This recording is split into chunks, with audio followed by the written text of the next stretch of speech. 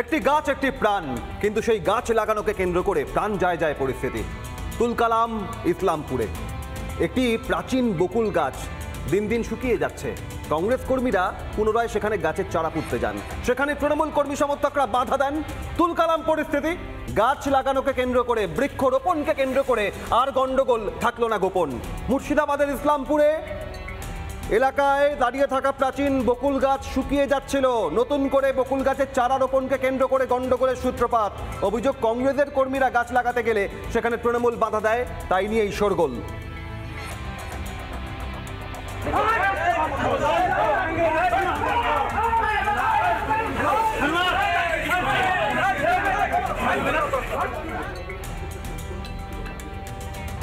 বকুল গাছ ছিল, আমাদের স্থানীয় মানুষের দাবি যেন ওইখানে আবার একটা বকুল গাছে বসানো হোক।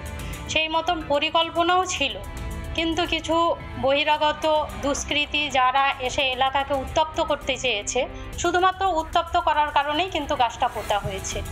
এবং এসে তারা ওইখানে আমাদের স্থানীয় মেম্বার ছিলেন, কিছু স্থানীয় লোকজন ছিলেন যাদের সঙ্গে বচসা হয়।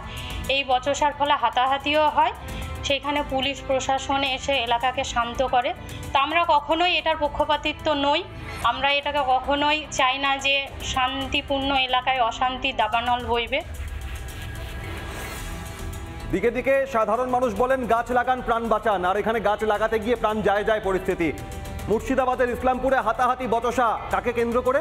না একটি বৃক্ষরোপণকে কেন্দ্র করে। বকুল গাছের চারা পুঁততে গিয়ে কংগ্রেস কর্মীরা বাধা পেলেন এবং তারপর চারিদিকে শোরগোল পড়ে গেল। ইসলামপুরের এই ছবি আপনারা দেখছেন।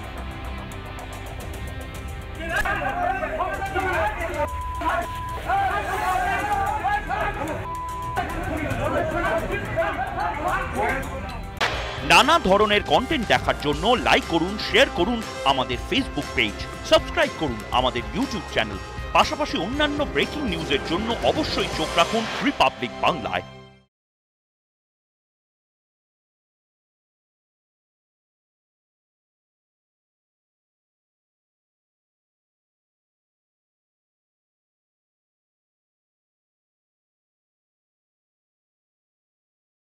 নানা ধরনের কন্টেন্ট দেখার জন্য লাইক করুন, শেয়ার করুন আমাদের ফেসবুক পেজ, সাবস্ক্রাইব করুন আমাদের ইউটিউব চ্যানেল। পাশাপাশি অন্যান্য ব্রেকিং নিউজের জন্য অবশ্যই চোখ রাখুন রিপাবলিক বাংলায়।